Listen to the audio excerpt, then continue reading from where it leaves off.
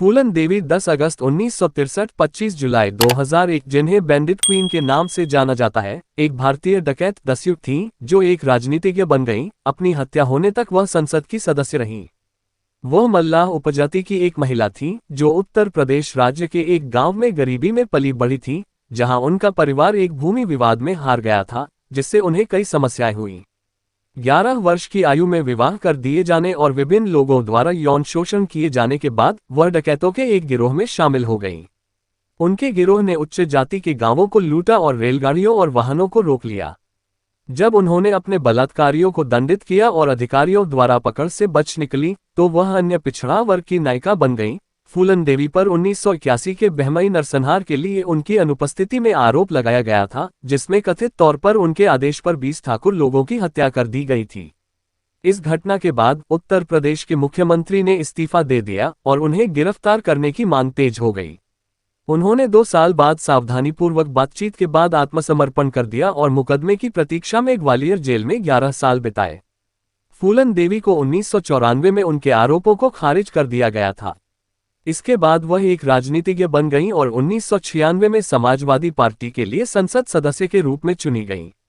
उन्होंने 1998 में अपनी सीट खो दी, लेकिन अगले वर्ष इसे फिर से हासिल कर लिया। 2001 में अपनी मृत्यु के समय वह निवर्तमान थीं। उनकी हत्या उनके घर के बाहर शेर सिंह राणा ने की थी, जिसे 2014 में हत्या के लिए दोषी ठहराया गया था। अपनी मृत्यु के समय वह अभी भी पुनः लगाए गए आपराधिक आरोपों के खिलाफ लड़ रही थी। उन्होंने 1996 में सुप्रीम कोर्ट में आरोप खारिज करने की अपील खो दी थी। 1994 की विवादास्पद फिल्म बैंडिट क्वीन की रिलीज के बाद फूलन देवी की दुनिया भर में ख्याति बढ़ी, जिसमें उनके जीवन की कहानी उस तरीके से बताई गई जो उन्हें मंजूर नहीं थी। उनके जीवन ने कई जीवनियों को भी प्रेरित किया है। फूलन देवी का जन्म 10 अगस्त 1963 को भारत के उत्तर प्रदेश के जालौन जिले के गोरहा का पुरवा गांव में हुआ था। ये भूमि यमुना और चंबल नदियों द्वारा पार की जाती है और घाटियों और खड्डों से भरी हुई है, जो इसे डकैतों डाकुओं के लिए उपयुक्त इलाका बनाती है। उनका परिवार गरीब था और मल्लाह उपजाति से था, जो भारत में हिंदू जाति व्यवस्था के निचले स्तर पर है। मल्लाह शूद्र होते हैं जो पारंपरिक रूप से मछुआरों के रूप में काम करते हैं। फूलन देवी और उनकी बहनें ईंधन के रूप में जलाने के लिए गोबर के उपले बनाती थीं, जैसा कि इस क्षेत्र में आम प्रथा है। उनका परिवार छोले, सूरजमुखी और मोती बाजरा उगाता था। फूलन देवी की मां का नाम मूला और पिता का नाम देवीदीन था। उनकी 4 बहनें और एक भाई था। देवीदीन का एक भाई बिहारीलाल था, जिसका एक बेटा था जिसका नाम मयादीन था। बिहारीलाल और मयादीन ने जमीन के रिकॉर्ड बदलवाने के लिए गांव के नेता को रिश्वत देकर फूलन देवी के पिता से जमीन चुरा ली। उसके परिवार को गांव के किनारे एक छोटे से घर में रहने के लिए मजबूर किया गया। चाचा और उनके बेटे ने परिवार को परेशान करना और उनकी फसलें चुराना जारी रखा, जिसका उद्देश्य उन्हें गांव से भगाना था। 10 वर्ष की आयु में फूलन देवी ने अन्याय के खिलाफ विरोध करने का फैसला किया। वह अपनी बड़ी बहन रुक्मिणी के साथ विवादित जमीन पर बैठ गईं और वहां उगे चने खाए, ये कहते हुए कि फसल उनके परिवार की है। मयादीन ने उन्हें वहां से चले जाने का आदेश दिया और जब वह नहीं गईं, तो 2018 में फूलन देवी की मां ने द एशियन एज को बताया कि वह अभी भी उस जमीन को वापस पाने के लिए लड़ रही है जिसे मयादीन ने परिवार से चुराया था। इन घटनाओं के बाद फूलन देवी के माता पिता ने उसकी शादी की व्यवस्था करने का फैसला किया। उसकी शादी पुत्तीलाल नामक एक व्यक्ति से हुई, जिसने उसके माता पिता को 100 भारतीय रुपये 2023 में 400 रुपये या 4 पाउंड और 20 पेंस के बराबर एक गाय और एक साइकिल की पेशकश की। उनके द्वारा उनकी जीवनी लेखिका माला सेन को बताए गए संस्करण के अनुसार ये सहमति हुई थी कि फूलन देवी 3 साल बाद उनके साथ रहना शुरू करेगी, लेकिन पुत्तीलाल 3 महीने के भीतर वापस आ गया और उन्हें ले गया। वह उसकी उम्र से 3 गुना बड़ा था। उसने उसके यौन प्रस्तावों को अस्वीकार कर दिया और बीमार पड़ गई। जब उसके माता पिता आए और उसे ले गए, तो वे उसे एक डॉक्टर के पास ले गए, जिसने खसरे का निदान किया। एक पत्नी के लिए अपने पति को छोड़ना निंदनीय था। परिवार अनपढ़ था और माता पिता को चेतावनी दी गई थी कि इसमें एक खंड है जो मयादीन को उनकी जमीन पर कानूनी अधिकार देता है, इसलिए उन्होंने हस्ताक्षर करने से इनकार कर दिया। फूलन देवी को तेओरगा गांव में एक दूर के रिश्तेदार के यहां रहने के लिए भेजा गया, जहां उसकी मुलाकात अपने हाल ही में विवाहित चचेरे भाई कैलाश से हुई, जो डकैतों, जिन्हें स्थानीय रूप से बागी भी कहा जाता है, के लिए काम करता था। वे करीब आ गए और उनके बीच प्रेम संबंध बन गए, जिसके परिणामस्वरूप फूलन देवी को कैलाश की पत्नी ने अपने गांव वापस जाने का आदेश दिया।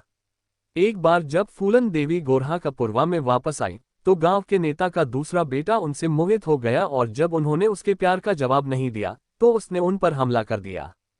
फिर से फूलन देवी को गांव छोड़ने की जरूरत पड़ी और मयादीन ने परिवार पर दबाव डाला कि वे पुत्तीलाल से उन्हें वापस लेने के लिए कहें, जो उसने किया।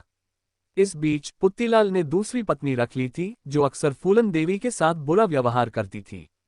कई सालों के बाद पुत्तीलाल ने फूलन देवी को यमुना नदी के किनारे छोड़ दिया और वह फिर से पैतृक घर लौट आई। जनवरी 1979 में मयादीन ने परिवार की फसलों को नष्ट कर दिया और उनकी जमीन पर एक नीम के पेड़ को काटना शुरू कर दिया। बाद में उसने अटलांटिक को बताया कि उसे इसलिए गिरफ्तार किया गया क्योंकि मयादीन ने उस पर उसे लूटने का आरोप लगाया था। माला सेन ने उससे पूछा कि क्या उसके साथ पुलिस स्टेशन में बलात्कार हुआ था और फूलन देवी ने जवाब दिया, उन्होंने मेरे खर्च पर खूब मौज मस्ती की और मुझे बहुत पीटा भी।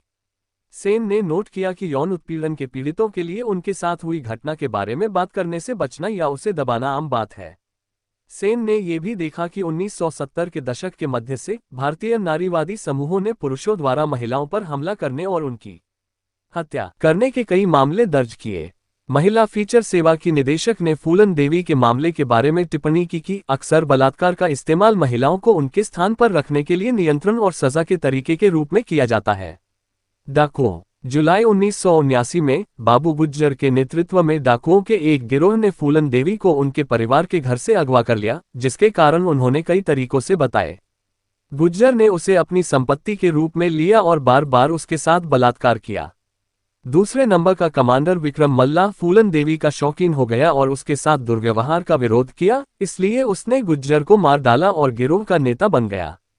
उसने फूलन देवी को राइफल चलाना सिखाया और दोनों में प्यार हो गया। अगले वर्ष में समूह ने वाहनों को लूटा और उच्च जाति के गांवों को लूटा, कभी कभी चोरी की गई पुलिस की वर्दी का उपयोग करके खुद को छिपाते थे।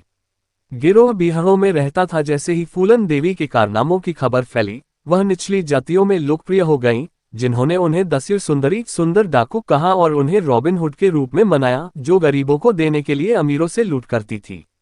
उन्हें हिंदू देवी दुर्गा के अवतार के रूप में देखा गया और पुलिस की वर्दी में एक बंदूकधारी पहने हुए उनकी एक गुड़िया बनाई गई।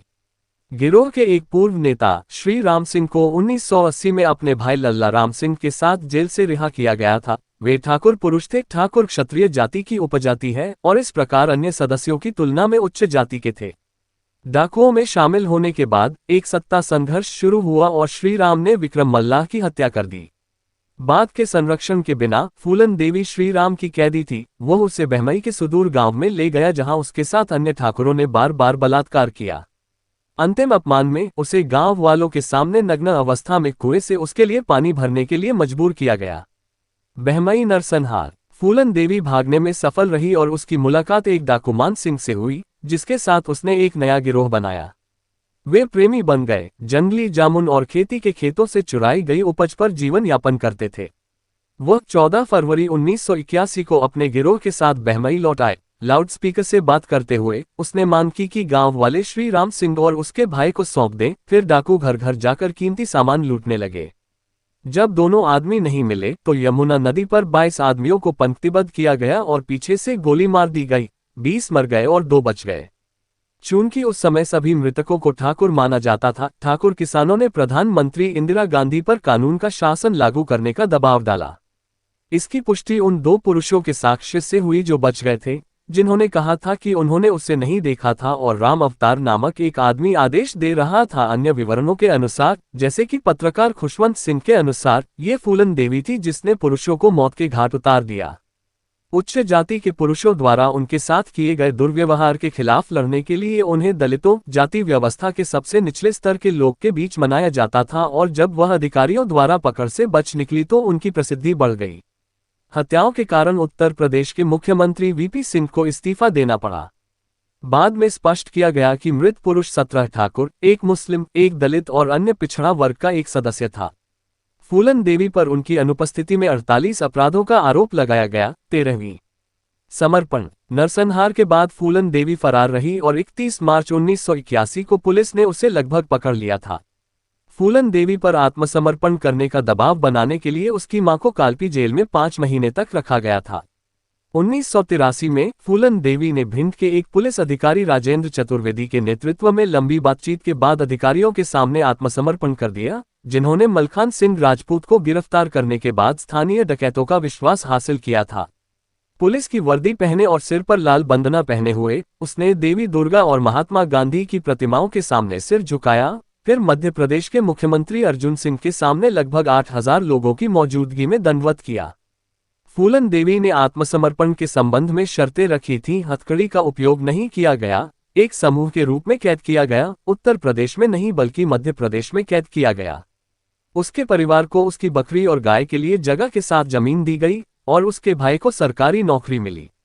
उसने और मान सिंह सहित 7 लोगों ने आत्मसमर्पण कर दिया।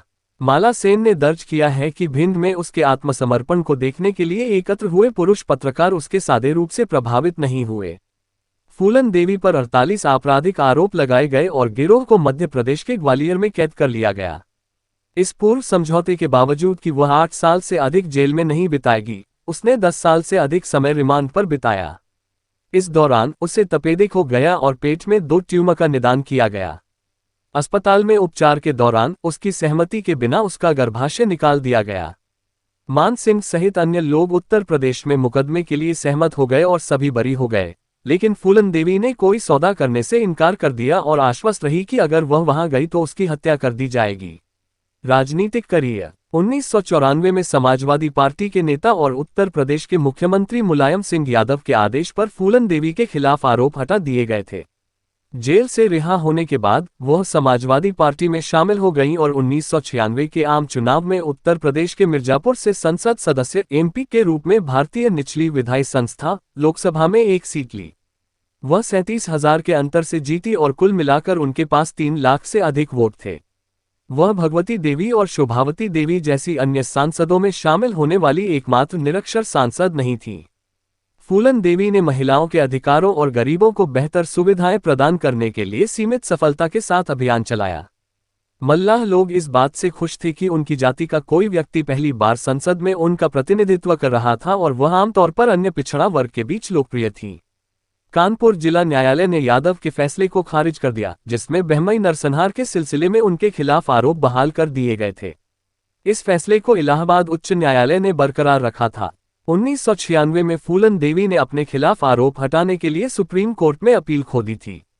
अगले वर्ष अदालत ने बहमई नरसंहार से संबंधित आरोपों पर उन्हें अभियोग चलाने के लिए उत्तर प्रदेश के अनुरोध को मंजूरी दे दी और वह कानपुर में अदालत की सुनवाई में शामिल नहीं हुई।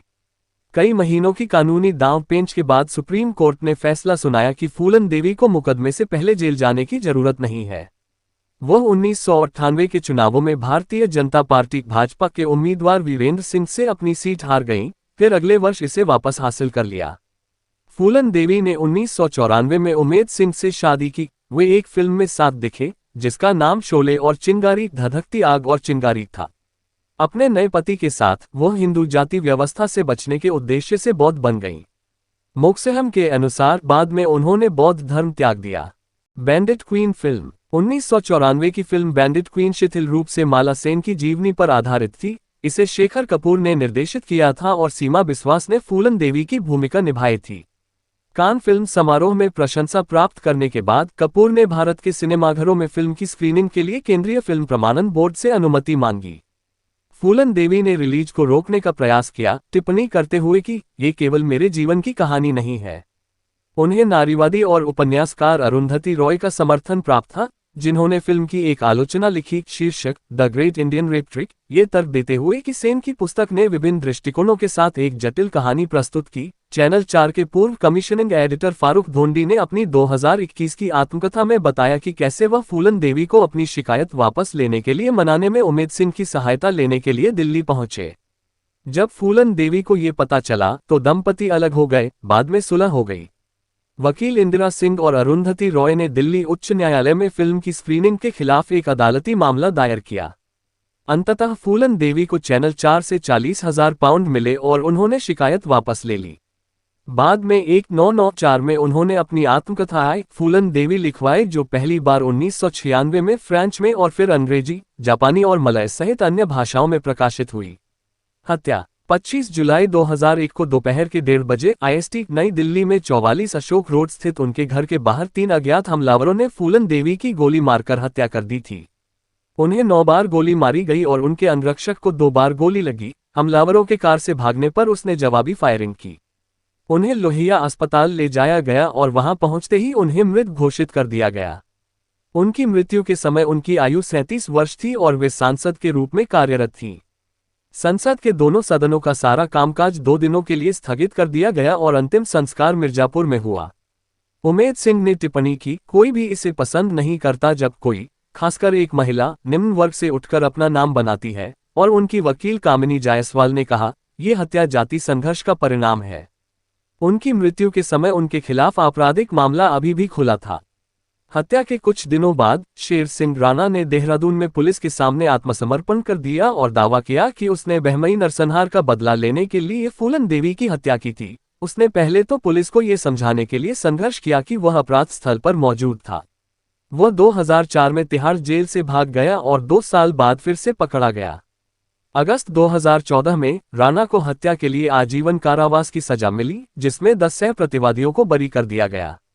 2 साल बाद उन्होंने दिल्ली उच्च न्यायालय में अपनी सजा की अपील की और न्यायमूर्ति गीता मित्तल ने उन्हें 50,000 रुपये, 2023 में 72,000 रुपये या 750 पाउंड के बराबर के निजी बॉन्ड और समान राशि की 2 जमानतों पर रिहा कर दिया। उनसे कहा गया कि वे फूलन देवी के परिवार से बातचीत न करें और हर 6 महीने में पुलिस को रिपोर्ट करें। साथ ही उन्हें ये भी बताएं कि वे कहां रहते हैं और किस मोबाइल फोन नंबर का इस्तेमाल कर रहे हैं। अगस्त 2001 में उमेद सिंह ने फूलन देवी की 13वीं से पहले घोषणा की कि वह उनकी संपत्तियों के प्रशासन के लिए एक ट्रस्ट स्थापित कर रहा है। उसकी बहनों और मां ने तुरंत उसकी निंदा की, जिन्होंने दावा किया कि वो 25 रुपये मिलियन, 2023 में 100 रुपये मिलियन या 1 पाउंड मिलियन के बराबर के उनके निवेश को चुराने की कोशिश कर रहा था। मुन्नी देवी ने आरोप लगाया कि उमेद सिंह हत्यारों को जानता था और उसके बहाने को चुनौती दी। उसने कहा कि उमेद सिंह फूलन देवी के साथ दुर्व्यवहार करता था और उसकी बहन ने उसे तलाक देने की कम से कम 2 बार कोशिश की थी। फूलन देवी के पहले पति पुत्तीलाल ने भी उनकी संपत्तियों की मांग की क्योंकि उन्होंने कभी आधिकारिक रूप से तलाक नहीं लिया था। पूरे भारत में फूलन देवी की ख्याति उनकी मृत्यु के बाद भी बढ़ती रही और बैंडिट क्वीन फिल्म को लेकर हुए विवाद ने पहले ही सुनिश्चित कर दिया था कि वह विश्व स्तर पर प्रसिद्ध हैं। वह नेड केली, सैंडोर रोजा और पंचोविला जैसे अन्य अपराधियों के साथ एक महान व्यक्ति बन गई हैं। उनके जीवन ने रॉय मोक्सहैम, माला सेन और रिचर्ड शेयर और इसोबेल गिडले की जीवनियों के साथ साथ इरेन फ्रेन और दिमित्री फ्रीडमैन के उपन्यासों को भी प्रेरित किया है। क्लेयर फॉवेल द्वारा फूलन देवी, रिबेल क्वीन नामक एक ग्राफिक उपन्यास 2020 में प्रकाशित हुआ था। विद्वान तातियाना सुजलेज ने नोट किया कि इन जीवनियों में प्रस्तुत तथ्य अक्सर फूलन देवी के स्वयं के साक्षात्कारों से आने के बावजूद एक दूसरे का खंडन करते हैं। 1994 में अरुंधति रॉय ने टिप्पणी की कि फूलन देवी लेजेंडाइटिस के मामले से पीड़ित हैं। वह खुद का केवल एक संस्करण है। उसके अन्य संस्करण भी हैं जो ध्यान आकर्षित करने के लिए संघर्ष कर रहे हैं। मीडिया सिद्धांतकार सैंड्रा पोंजानेसी ने कहा कि फूलन देवी तीसरी दुनिया के उत्तर औपनिवेशिक विषय का एक उदाहरण है जो नस्लवादी और संरक्षणवादी ओरिएंटलिस्ट दृष्टिकोण से अवगत है जो प्रथम विश्व विश्लेषकों के पास उसके बारे में है। उनके जीवन पर कई फिल्में बन चुकी हैं। अशोक रॉय ने 1984 में बंगाली में फूलन देवी फिल्म बनाई और अगले साल कहानी फूलवती की फूलन की कहानी नामक एक हिंदी संस्करण बनाया। बैंडिट क्वीन 1994 में आए और 2019 में होसेन मार्टिन फाजली फूलन नामक एक वृत्तचित्र विकसित कर रहे थे। 2022 में फारूक धोंडी ने घोषणा की कि वह राजेंद्र चतुर्वेदी के दृष्टिकोण से उनके जीवन के बारे में एक वेब श्रृंखला बना रहे हैं, जिसने उनके आत्मसमर्पण की व्यवस्था की थी। फूलन देवी को रेखा रोडविटिया जैसे चित्रकारों द्वारा ललित कला में दर्शाया गया है। उनके जीवन को लोक गायकों द्वारा भी याद किया जाता है, जिससे वह एक पौराणिक डाकू बन जाती हैं। शिरीष कोडे और लिन क्रीमर ने फूलन देवी, द बैंडिट क्वीन नामक एक ओपेरा लिखा, जिसका प्रीमियर 2010 में वॉसेस्टर, मैसाचुसेट्स, यूएस में college of the Holi cross में हुआ था। बहमई नरसंहार से संबंधित अदालती मामले में फैसला 2020 में देरी से आया क्योंकि मामले के महत्वपूर्ण दस्तावेज खो गए थे। अगले वर्ष अंतिम गवाह की मृत्यु हो गई और चुन की पीठासीन न्यायाधीश का तबादला हो गया था, इसलिए मामला 2022 में फिर से शुरू हुआ। 2023 में एक अन्य संदिग्ध की मृत्यु हो गई, जिससे केवल 2 लोगों पर मुकदमा चला। मल्लाह उपजाति निषाद जाति का हिस्सा है और 2 निषाद राजनीतिक दलों ने फूलन देवी की विरासत पर दावा किया है। 2018 में निषाद पार्टी ने बताया कि वह गोरखपुर में उनकी एक प्रतिमा बनाएगी। 3 साल बाद उनकी हत्या के 20 साल पूरे होने के उपलक्ष्य में विकासशील इंसान पार्टी वीआईपी ने घोषणा की कि वह उत्तर प्रदेश के 18 जिलों में उनकी 18 फीट 5.5 मीटर ऊंची मूर्तियां लगाएगी और पुलिस ने उन्हें ऐसा करने से रोक दिया। वीआईपी के नेता मुकेश सहनी को उत्तर प्रदेश सरकार ने वाराणसी हवाई अड्डे से बाहर जाने से रोक दिया जब वह एक मूर्ति स्थापित करना चाहते थे। उन्होंने फूलन देवी के नाम पर एक फाउंडेशन की स्थापना करके प्रतिक्रिया व्यक्त की और किसी भी स्थानीय व्यक्ति द्वारा अनुरोध करने पर फूलन देवी की 50,000 छोटी मूर्तियां देने का वादा किया। इसके अलावा 2021 में लोक जनशक्ति पार्टी रामविलास के चिराग पासवान और राष्ट्रीय जनता दल के तेजस्वी यादव द्वारा उनकी पुण्यतिथि पर श्रद्धांजलि अर्पित की गई। दोस्तों, वीडियो पसंद आया हो तो वीडियो को लाइक करें और चैनल को सब्सक्राइब कीजिए।